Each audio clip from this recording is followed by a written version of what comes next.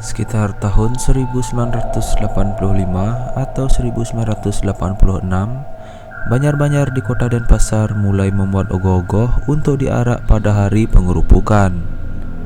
Begitu pula warga Banjar di desa adat Renon sangat antusias. Para pemuda Banjar mencurahkan kreativitasnya dalam pembuatan ogoh-ogoh dan menciptakan karya terbaiknya. Para remaja saat itu sangat bersemangat membuat ogoh-ogoh. Ada yang membuat ogoh-ogoh raksasa, hansip hingga babi.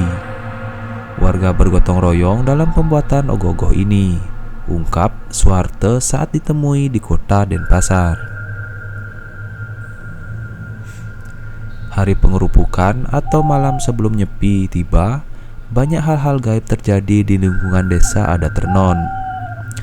Beberapa warga melaporkan telah melihat ogoh-ogoh bergerak dengan sendirinya. Ada juga yang mendengar ogoh-ogoh tersebut menangis dan kejadian gaib lainnya. Masih di malam yang sama, Ida Sesonan atau dewa yang dipuja dalam bentuk manifestasi Sang Hyang Widiwasa yang berada di Pura Dalem dan Ida Sesonan Baris Cina berencana akan mesinep atau kembali ke asalnya masing-masing setelah berada di Pura Balai Agung. Tradisi ini diadakan sebagai rangkaian dari proses upacara menyambut Hari Raya Nyepi. Namun ada hal yang tak terduga. Ida Sesonan di Pura Dalem dan Baris Cina tidak berkenan untuk mesinep.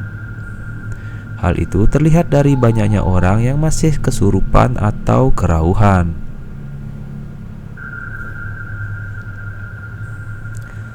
Saat itu diperoleh pemus atau pawisik dari beliau agar warga tidak melakukan pawai ogoh-ogoh demi keselamatan bersama.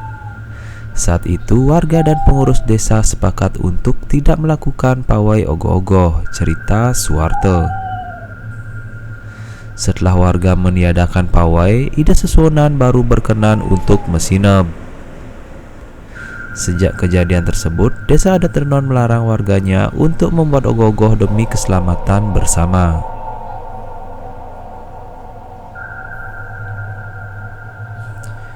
Sepuluh tahun berlalu atau sekitar tahun 1996, Suwarte mencoba mempelopori untuk membuat ogoh-ogoh lagi di desanya. Warga dan pemuda Banjar Tengah sepakat untuk membuat ogoh-ogoh. Ogoh-ogoh tersebut dibuat dari sebelah rumahnya karena berdampingan dengan persawahan. Bukannya kami berani menentang petunjuk Ida Sesonan sebelumnya, namun kami berharap kali ini beliau memberikan izin untuk membuat ogoh-ogoh, sehingga warga desa adat Renon bisa berpartisipasi dalam perlombaan ogoh-ogoh, terang mantan kelian adat Banjar Tengah ini.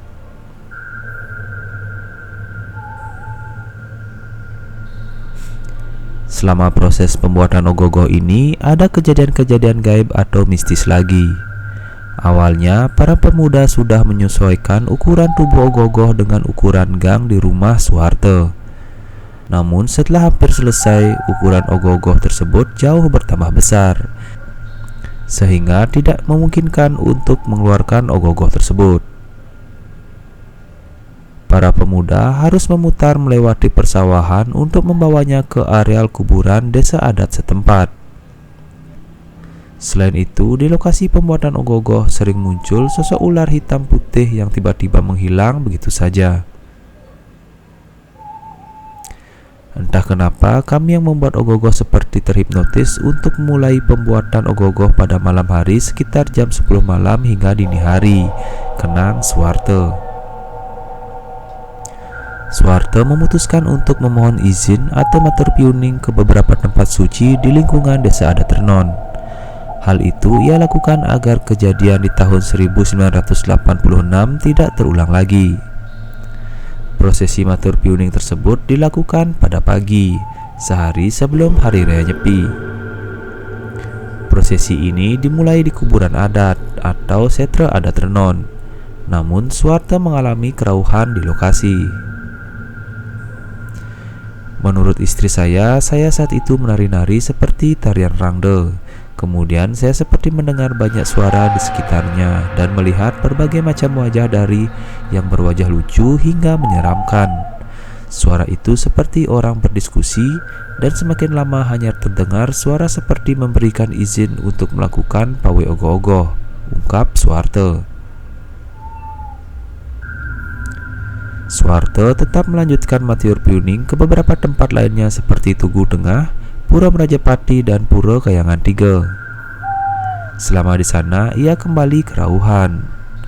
Suharto merasa sudah menjadi lampu hijau untuk melakukan pawai ogoh-ogoh di malam harinya. Sore harinya, Suharto bersama warga Banjar Adat bersiap-siap untuk melakukan pawai ogoh-ogoh dan menunggu prosesi upacara di Balai Agung selesai. Awalnya, ia didatangi oleh Kelian Adat Banjar Tengah dan mengatakan tidak ada masalah untuk melakukan pawai ogoh-ogoh. Namun begitu prosesi Ida Sesonan di Pura Desa akan mesinap, kejadian tahun 1986 terulang kembali. Banyak warga yang kerauhan.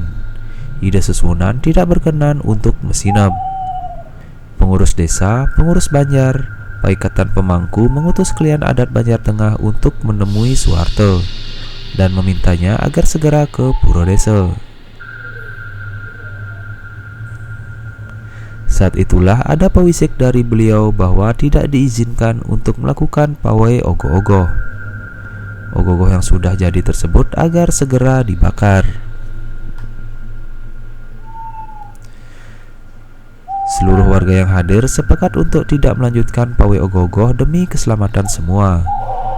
Setelah itu barulah Ida Sesonan berkenan untuk mesinap. Kejadiannya ternyata belum selesai. Suharto mengalami kerauhan saat akan mengaturkan banten untuk ogoh-ogoh yang telah dibuat. Karena sarana upakara dan babi guling sudah terlanjur dibuat, maka saya memutuskan untuk mengaturkannya di hadapan ogoh-ogoh. Kemudian saya kerauhan, menari-nari seperti saat di kuburan sebelumnya, terang Suharto. Ia juga berteriak-teriak seraya meminta agar ogoh-ogoh tersebut segera dibakar, dengan terlebih dahulu melepas bunga jepun yang ada di rambut ogoh-ogoh. Kejadian ini sontak membuat gempar warga di sekitar kediaman Suharto. Semenjak kejadian itu, Desa Adat Renon tidak berani melanggar larangan untuk membuat ogoh-ogoh sampai sekarang.